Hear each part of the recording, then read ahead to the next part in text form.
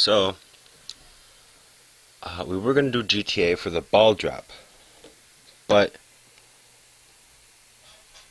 here's the problem. B-Strip can't do it, so we're going to postpone it and have our own little celebration, okay? So, yeah. Sorry, I guess I'm not done with break. And so I'll figure out a new plan. But for now, we are going to play. I should have been picking a game, but I have not. Don't worry. I got it figured out. We are going to play. Don't worry, B-Strip's just like figuring his stuff out. But that's enough chit chat. Because I'm not sure actually what I'm going to play.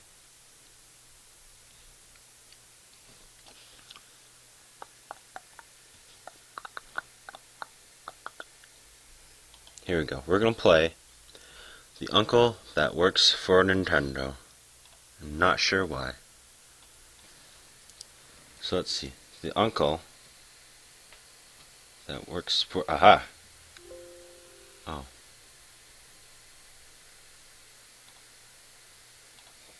Oh, stream has cut out. But the very not.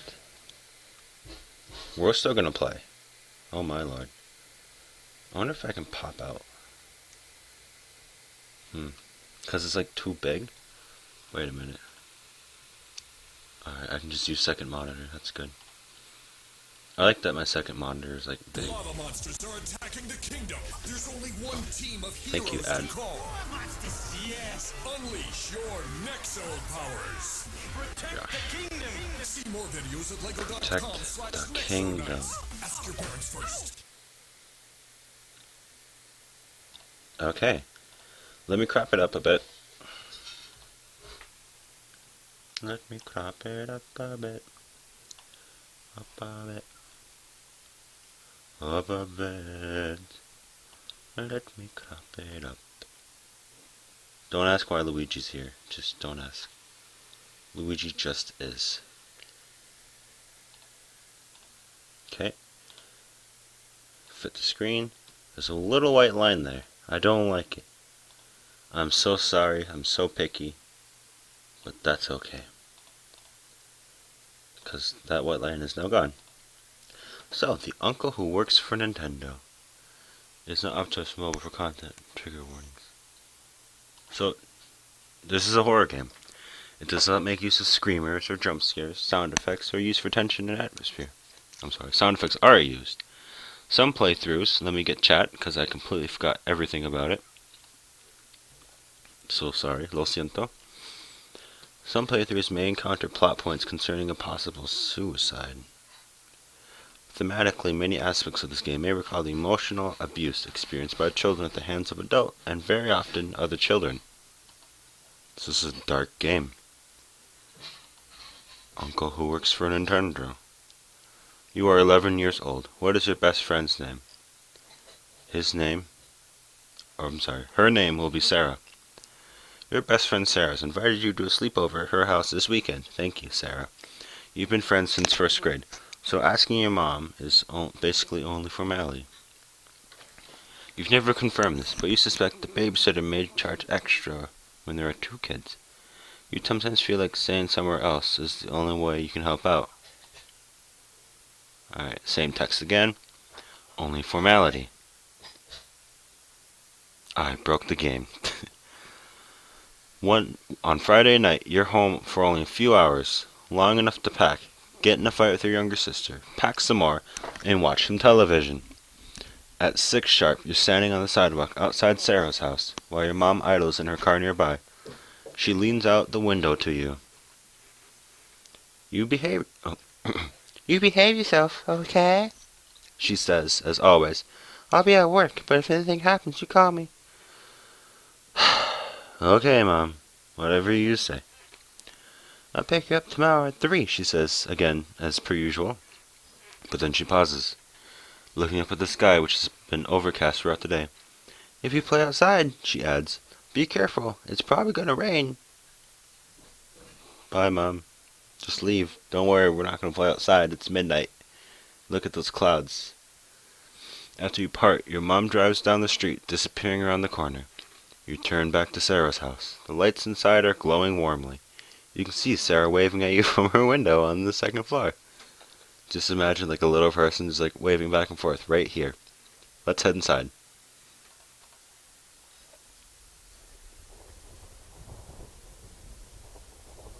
It is 6 o'clock p.m. Inaccurate. It is 11:17 right now. Oh. Sarah's mom meets you just inside. "Hello," she says. "Dinner will be ready in just a few minutes, but you can drop stuff off in the den. You and Sarah are camping out there tonight." Cool. I probably should have said okay, that's a more natural response. You drop your sleeping and overnight bags in the corner of the den and then pause to take a look around. Behind the couch, your grandfather's ticking softly. I can't say tick. Through a set of patio doors on the far side of the room, you can see the sky is just as gray as when you left your mom. I am streaming, right? Yeah, I'm sorry. Unrelatable things. Framed pictures line the walls, and over the dark fireplace hangs a monstrous pair of antlers from a buck that Sarah's dad shot years ago. And of course, there's a big screen TV. Rich family. Sometimes it makes you uncomfortable how much nicer Sarah's house is than yours. Anyway. Okay, this is the same dialogue here, but here's different. Sarah enters the room while you weren't paying attention, and she now stands in the doorway, smiling expectantly. "Are you ready?" "Are you ready for dinner?" she asks. I don't know why I have these weird women voices. I can't do them. Yeah, I'm ready for dinner." Dinner passes quickly. Tonight's meal is spaghetti and meatballs. Meatballs. One of Sarah's favorite meals, as her mother points out while piling and helping on your plate. Sarah's father cracks a beer and jovially interrogates you about how much trouble you and Sarah are getting in at school. Dessert is heaping bowls of ice cream drizzled in chocolate sauce. Chocolate sauce, yes. Never used that in my life. You can't even finish yours. The grandfather clock in the den chimes. What's this about cracking a beer? Wait a minute. That wasn't a beer at all. That's a glass of lemonade. Why would you even think it was a beer? Sarah's father doesn't drink alcohol. You're quite certain of the fact, now that you've remembered it. Well, whatever. I guess. Unimportant things. The grandfather clock chimes in the den. "You go along now." Okay, I'm gonna stop the voice here. I don't need him. Smiling from her side of the table. "We'll clean up in here." "Let's go get the TV ready," says Sarah. The two of you leave the dining room and head upstairs. Sarah's room is immense. You stay in the den because the TV is larger there, but there's a sizable one here, flush with the walls opposite the full-size bed. "We'll take the 64 down first," says Sarah, heading toward her TV and opening the entertainment center cabinet. It's her prerogative, of course. She gets to choose what you play first, usually. But as Sarah begins unhooking the cords of the Nintendo 64 from the TV, and 64 is a lot shorter to say than what I said it, you catch sight of the other things she has in there, like zombies. All the major stuff, an old SNES, a PlayStation, a Dreamcast, my cabinet, copycat, but some other things too, things you don't really recognize. A large black box with green highlights, Xbox, a small purple one, GameCube. A strange white and yellow tower with what looks like gloves resting on hooks on either side. A compact white cone. I wonder what year this takes in. What are those? Sarah looks to the clutter in the cabinet. "Oh yeah," she says, "they're pretty cool. I can show them you, though. They're still secret. I promised my uncle. Of course, you suddenly remember her uncle. The uncle who works for Nintendo. Was that a noise? Is this Star Fox? In the corner, the grandfather clock is ticking softly. Through a nearby set of patio doors, you can see it's getting quite dark. Framed pictures line the walls. Sarah is parked in front of the large television, playing something on Nintendo 64 that is not at all Star Fox 64. I can either talk to Sarah, watch Sarah play, go to the bathroom, go to the kitchen, or think about Sarah's uncle. I'll look at the grandfather clock. It's 7 p.m. Framed pictures. You walk around the perimeter of the den, inspecting the pictures idly. Sorry, that word is all by itself. Most of them are family portraits from years past. Sarah cradled lovingly between her mother and father, or any one of the three on their own. A happy, tidy family. I'm gonna look for a picture of Sarah's uncle, 'cause I'm a creeper. You don't find any, not one. The only pictures here are of Sarah and her parents. You don't know why that makes you feel uneasy. Time passes. Alright, same options. I'm gonna talk to Sarah. What would you like to talk about? Video games. Duh. How much you like? Sarah raises an eyebrow at your remark. What do you like about them? The challenge. Being a hero. I think this one. The chance to be a different sort of person. Yeah, she says that's a nice feeling. But something else yells you. She's thinking about something else. You okay, Sarah? Do you think it's weird to play games? She's asked suddenly. How? And then, before you can say anything else, I mean, like, is it weird for a girl to play games? Yeah, I know what you mean. I don't know. Mario? Is that Mario Kart? Sarah shakes her head. It's just, those guys at school. I'm just gonna wait. Girls don't play video games. Why don't you play girl games? You're not as good as this as a boy would be. I don't want to trade Pokemon with you. Yeah, Sarah says. Yeah. But they're jerks. Who cares? I'm sorry they're like that. I really am. I'm sorry. But they're jerks. Yeah, who cares? Yeah, who does care? Without another word, she returns to the Nintendo, leaving you alone with your thoughts. Wow. You are in the den. In the corner. Okay. So, we can do more things. What time is it? 8? I'm gonna go to the kitchen. Passing through the empty dining room, you enter the kitchen, which is also deserted right now. Fridge. There are a few things in here. Soda, cold pizza, milk, a water pitcher. Soda pop. You grab your snack and exit the kitchen. You head back to the den. It is 8:30. After grabbing a soda, let's go to the bathroom. You head to the bathroom down the hall. There's a shower, a linen closet, and a toilet. Investigate the toilet. You go to the bathroom and wash your hands. Are you done here? Check the shower. The shower is pristinely clean. Closet. It's a linen closet filled with large fluffy towels and washcloths. You're not sure why you looked in here. Neither am I.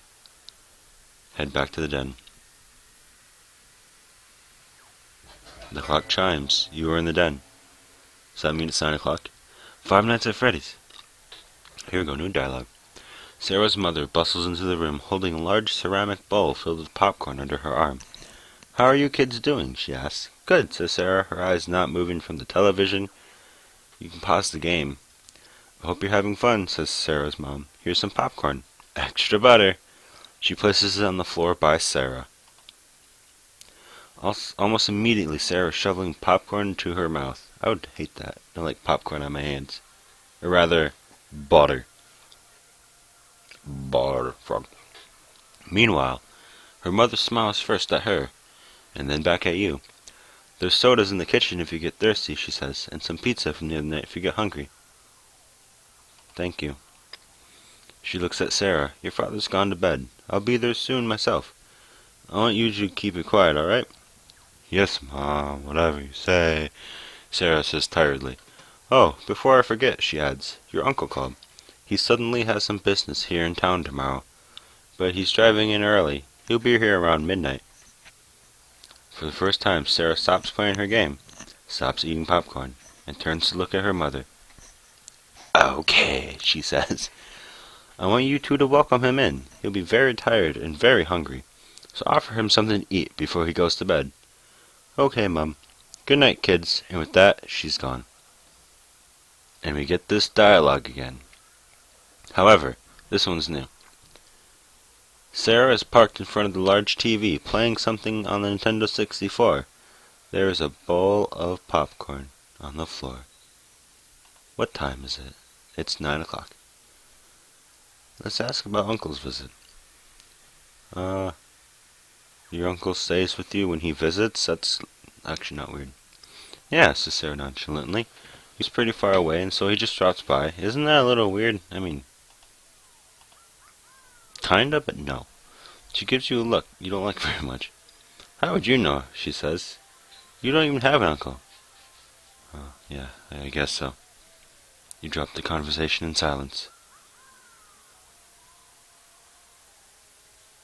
Just watch her play.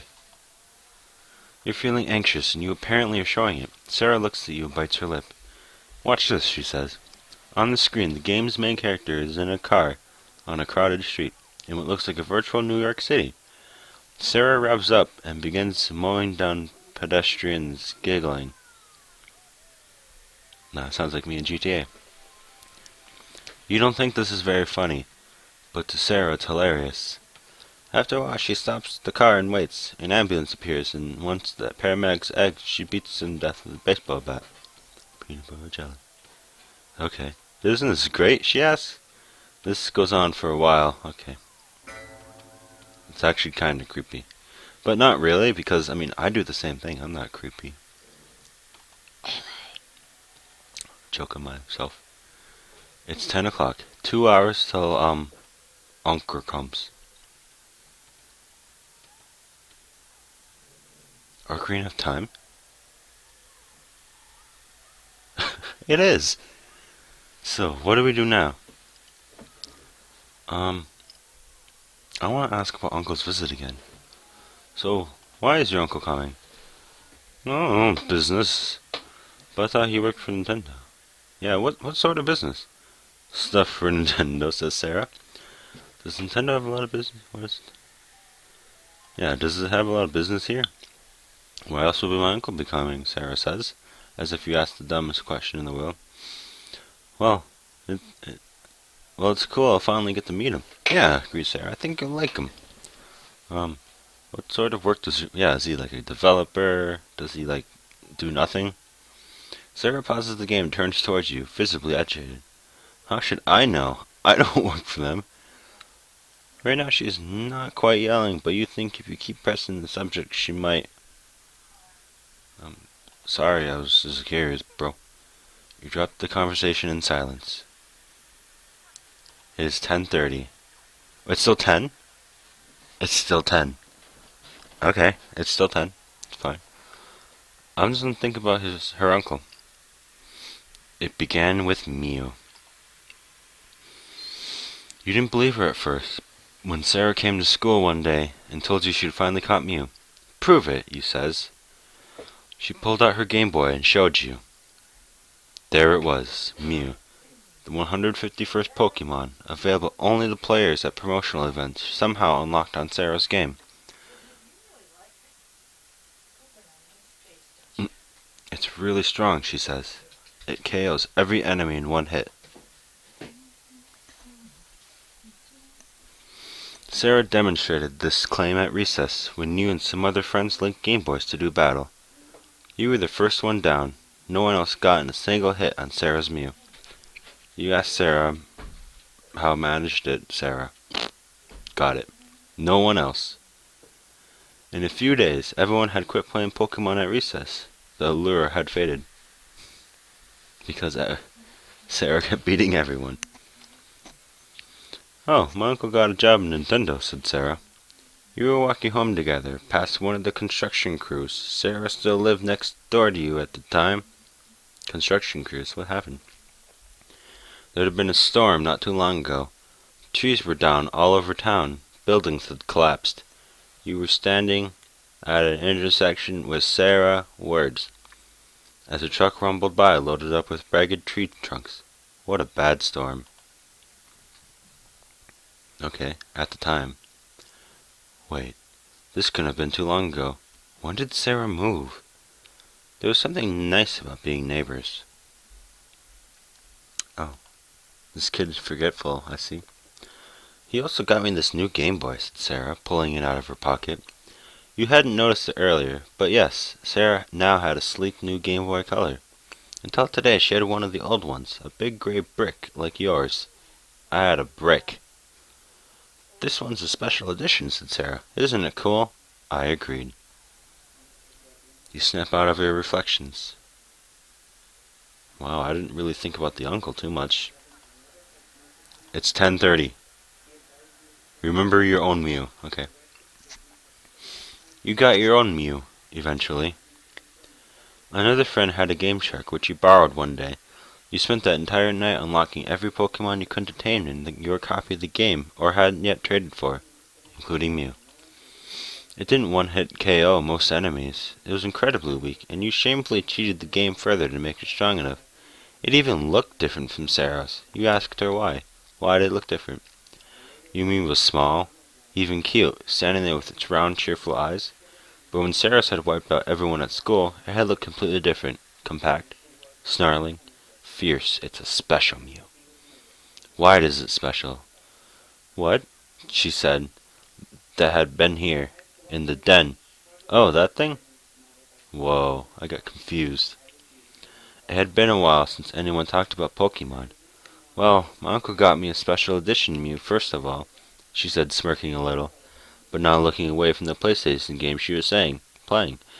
She was playing a Nintendo 64 game. Error. That's why mine looked different. Second of all, mine can one-hit KO, because it's the real Mew. What is this one? Sarah had moved by then, but how long was that after the first storm, after she got Mew? You can't remember irrelevant facts. She's not real. The real Mew. You asked what she meant by that. Just what I said, Sarah replied. You cheated and got a fake Mew. So of course there'd be problems, glitches, and junk. Junk? You felt your cheeks redden. But not me, Sarah said again. I got the real Mew, and only me. My brother was so jealous. I bet. Sarah's brother. What about him? Why does remembering that comment make you feel uneasy? You snap out of your reflections. I thought some of it was real. The clock chimes really loud. You are in the den. Star Fox. Alright, it's 11 now, right? Yeah. Let's check out the bowl of popcorn. You grab a handful of popcorn. It's buttery and delicious. Now I'm gonna go to the bathroom and wash my hands again. Toilet. You don't have to go right now. Shower. It's pretty clean still. And the linen closet.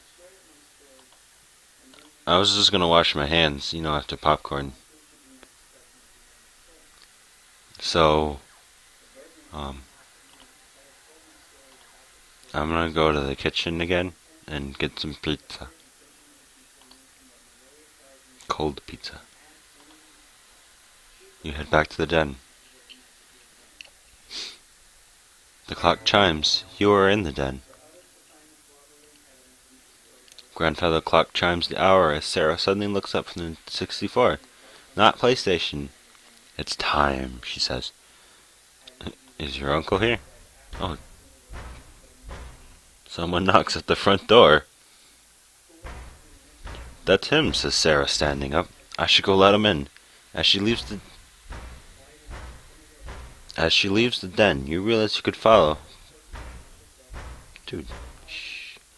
But a part of you really feels like being scarce for a bit. I'd probably Just be scared. Where is there to go? We're running now? I admit, it's pretty creepy. I'm gonna go in the bathroom.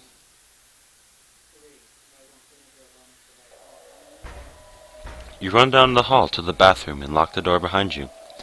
Or at least, this could have been the bathroom. The walls are bare and white, and there's no sink or toilet.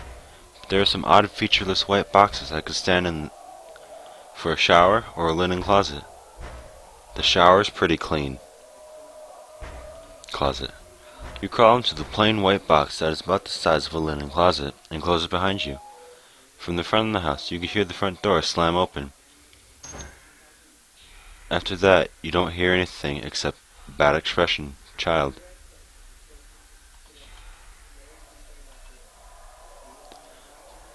Except the rain.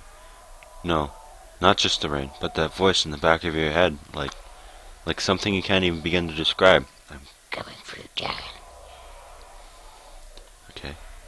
Though you lock the door behind you, you hear it open easily.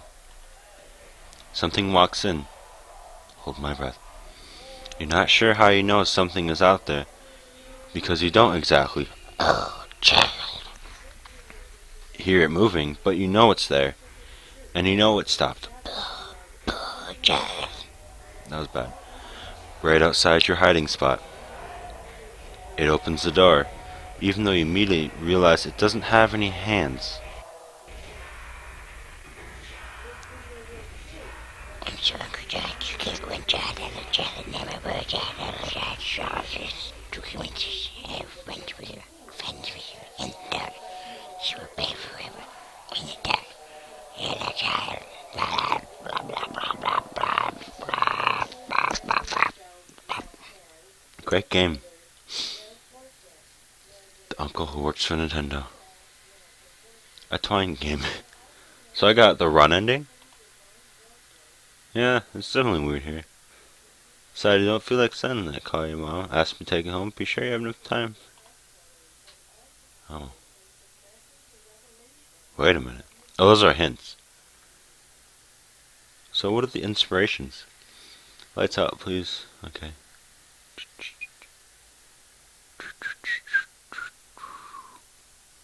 Oh. Okay.